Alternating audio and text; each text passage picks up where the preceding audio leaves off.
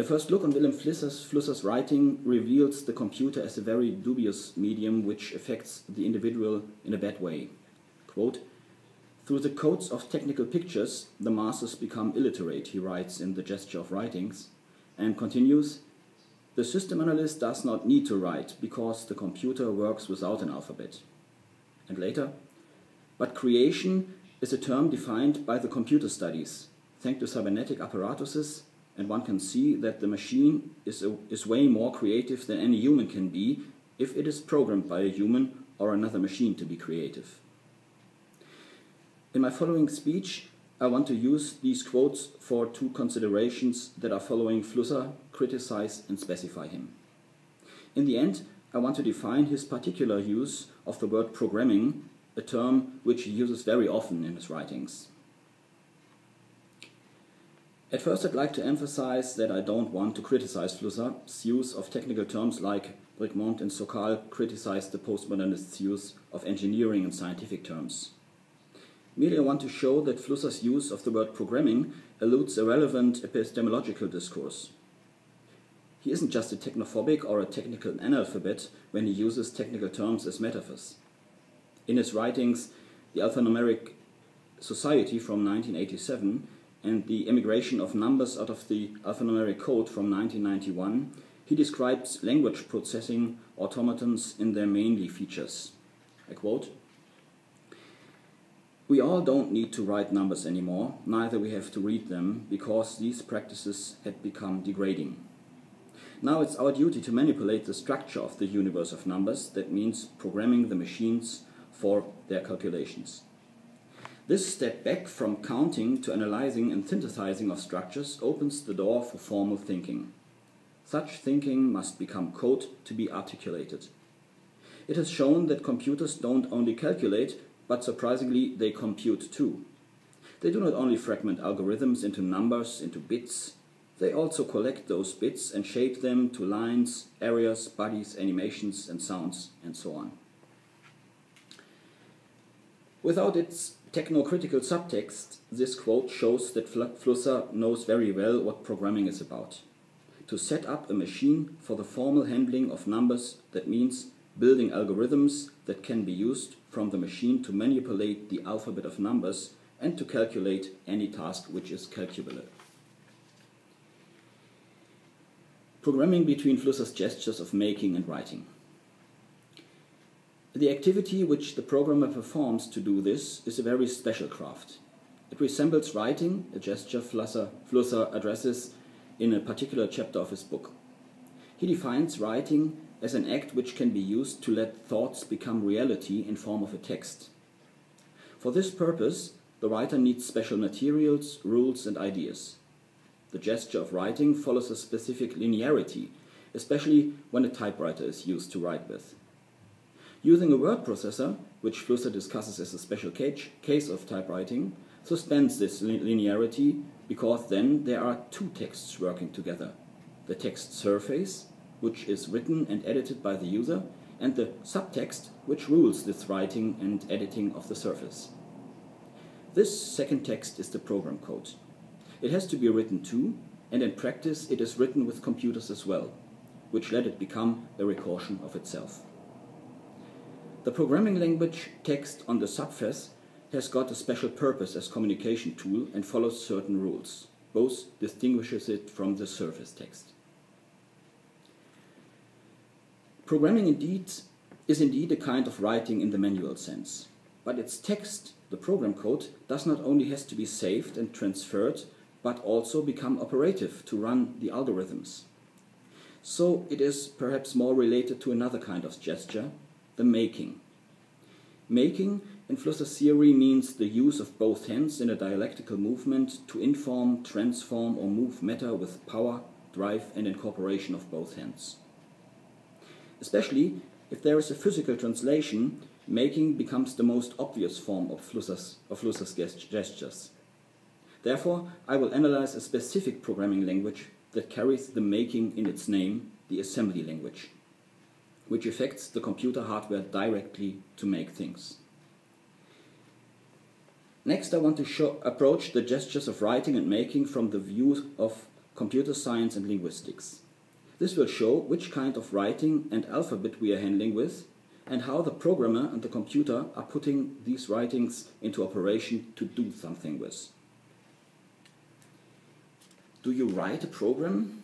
The theoretical side, formal languages and automatons. From the theoretical prospect, computers are built from text. This is why it could be useful for gesture purposes to introduce this theory in detail. The theoretical computer science is considering the question how automatons can handle, that means analyze and synthesize, formal languages. To do this, the theory uses a definition of language which significantly is wider than the one Flusser uses. I quote, "An alphabet is an arbitrary, non-empty, finite set of symbols equivalent to the script of a natural language. The term word over an alphabet corresponds to any text that is comprised of symbols of this alphabet. Any set of words, texts, over the same alphabet is called language. Language is defined as a set of symbols or strings of symbols and words. These words are built out of the symbols on syntactic rules. By using a grammar, a language can be built out of words. That means, on the opposite side, words that has been built with a grammar are elements of a language that uses this grammar. But grammars are not only the only way to analyze or build words. Automatons can manage this too. This is why computers can recognize languages and languages can put the computer into operation." Thus, Flusser's argument, computers work without an alphabet, seems only legit from a very anthropomorphic point of view on language. De facto, computers can build and understand very complex alphabets. In 1956, Noam Chomsky published his theory on the types of formal languages, in which the complexity of those languages is linked to the automatons that can handle them. He distinguishes between regular language for infinite state machines, context-free languages for push-down automatons, context-sensitive languages for linear-bounded, non-deterministic Turing machines, and formal grammar languages for common Turing machines.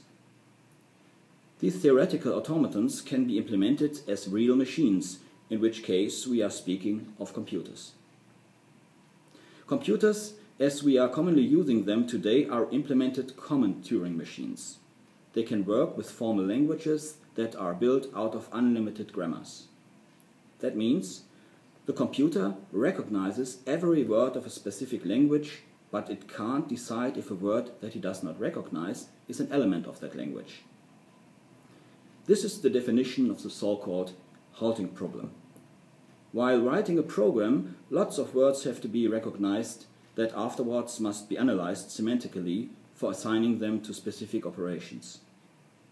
This is usually no problem as long as these words are elements of the instruction set. But there are words like functions, variables, and data that have to be recognized too. These words are used for complex tasks in iterations and recursive functions. Here, the halting problem has its origin because the computer cannot decide if a specific function leads to one or to no result. It has to compute it with brute force, which literally can last forever.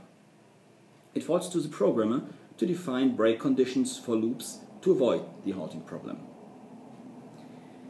The practical side. In the practice of the last 70 years of programming, special languages had been developed. The amount of programming languages is neither manageable nor it is presentable, but there is a systemization under which languages are classified. A, how they formalize a task to be solved by the computer, the calculus, and B, how they are used in a stylistic manner, the paradigm they are programmed with. First, programming languages will be distinguished by their calculi. Mainly 3 of them can be observed. The first, languages that follows the machine calculus, so-called imperative languages. Mainly 3 of them can, a program of them contains a sequence of instructions. Second, languages that follow formal language calculi, so-called for example, the logical calculus or a mathematical calculus, in which the tasks are described by the programmer. This is why they are called declarative languages. And third, object-oriented languages. They try to express tasks as a description of objects and their relation to each other, which follows a kind of cognitive scientific approach. The programming paradigm can be assigned to each of these calculi. The paradigms are grown historically, complemented or replaced each other. Structural, modular, procedural paradigms are mainly programmed with imperative languages. Logical or functional paradigms are mainly programmed with declarative languages. While the first classification is hard, every language is assigned to a specific calculus, the second classification is soft. You can program any paradigm with any language. The cause for this soft classification is that the only real language the computer can operate with is the machine language. So any higher programming language that follows another calculus than the machine language must be compiled into or interpreted as machine language to run on a computer. Of course, the programmer can decide to use machine languages in the first place. It has some advantages to do so: higher performance, dense algorithms, and some disadvantages: the size of modern programming projects or poor clarity of the code. But of course, you can program structural, modular, procedural, logical, functional, and object-oriented with machine language too. It only depends on the style of the programmer, how he writes his source code. This source code is the writing in which the programmer expresses his tasks as algorithms.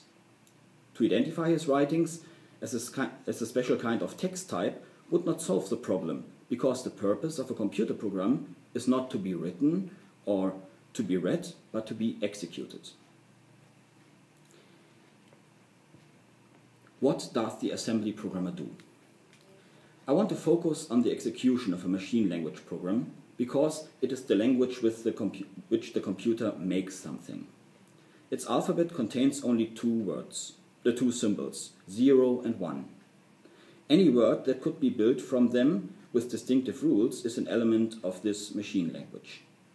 The grammar of this language defines elements such as microcodes, the morphemes of the instruction that activates the electronic gates, or the length of words, which depends on the width of the processor buses, or the addressing modes, which defines how to access memory for loading and writing data. Here you can see an example. These two words are elements of the machine language of the Z80 microprocessor. The left 8-bit group contains the so-called opcode, the actual instruction. The right 8-bit group contains data. With this specific instruction data combination, the computer adds the number 1 to the content of a memory called accumulator. Executing this instruction starts several work steps. In the decoding phase, the instruction will be recognized and specific electronic gates will be activated. In the execution phase, the old value from the accumulator and the new value 1 will be transported to the gates where they are added. Then the sum will be transported back to the accumulator. This example shows the intricate structure of machine language. Its words are stored within the microprocessor. While decoding, the instruction will be compared to this hardwired lexicon. On this level, the computer reveals its nature as an implementation of the theoretical Turing machine. The binary symbols are its alphabet. They are building the language this Turing machine recognizes. For humans, the binary representation that itself is a symbolization of hardware switching states is hard to read and hard to understand. This is why one of the first challenges of the 1940s computer engineers had been building a language which could be more easily understandable. The invention of the mnemonical assembly language for those opcodes was the result. To translate them back into machine language, assemblers were programmed. They are using the same grammar as the machine language, only utilizing another more human alphabet for the opcodes. The instruction above can be written as @a,1 in this assembly language. Assembly and machine language belong to the imperative languages. Computers are built to read and execute programs as a set of instructions. In order to do this, the instructions have to be defined distinctively. Therefore, formal languages cannot be deconstructed. In contrast to natural languages, formal languages don't have any ambiguities and can't be interpreted with miscellaneous results. The relation between the signifier and the signified isn't arbitrary but clear in form of the logic gates that are meant by the morphemes of the instruction. Every machine language program generates a special Turing machine to solve a specific task, which means there is a specific electronic circuit for this task which does the same thing for real as the program describes. This carries consequences for the programmer of this machine. The understanding of a program within the machine becomes apparent in the circuitry by using a logic analyzer, and the intention of the programmer can be calculated with mathematical functions. Any errors, apart from hardware design flaws, are the result of a wrong usage of the programming languages by the programmer. Using wrong words that are not part of the language, causing syntax errors, semantically wrong constructed algorithm causing logical errors, or deficiently translated aspects of the real task into the formal language, causing runtime errors. You can only translate those real-world tasks into machine language that are computable. But the amount of computable tasks is so very huge and complex that even big problems that are considered as not computable become computable after the analysis and reduction to a set of smaller computable tasks. In other words, for plenty of tasks you can find a machine language program that solves them. By the increase of memory, the acceleration of process cycles and the infinite possibility combination of words from the formal language, the borders of computability are dwindling continuously. Could we thus derive from the character of imperative programming that programming assembly is a kind of speech act? The speech act theory, introduced by John Austin and increased by John Searle, tries to handle language not as only as a communication system, but as a set of tools. With language you can determine someone or yourself for an act, state a fact, or express a feeling. Speech act theory analyzes these performative aspects of language, of natural languages. But is it possible to extend it to formal languages as well? In our case, what is the particular action the programmer performs while programming a computer? Searle defines the contents of speech acts that are trying to affect the listener to do something as directive illocutions, or shorter, as directives. One can assume that programming is a speech act because the instructions of the imperative programming paradigm in many programming languages are expressed with imperative verb forms like print, do, repeat, open, etc. The performative impact turns out in the temporal relation to its effect on the listener. At once or shortly after the instruction was given, an effect occurs that has causal correlations to the former speech act. The execution of a programming instruction in the computer only occurs after the compilation, interpretation into machine languages, and at runtime. Only then the program instructions are loaded from the memory, will be decoded and executed. So, the causal nexus and the temporal relation Searle demands for speech acts are existing, but only between programming fetch and program execution, and not between the programming and the program execution. As long as they are not compiled and executed, computer programs are only binaries and source codes, or as Friedrich Kittler says, literature for compilers that remain to be read.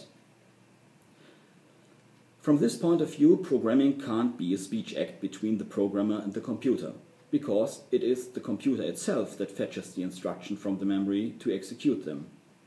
This is why the engineers of the 1940s called programming automatic coding. The user only activates the process by loading and starting the program.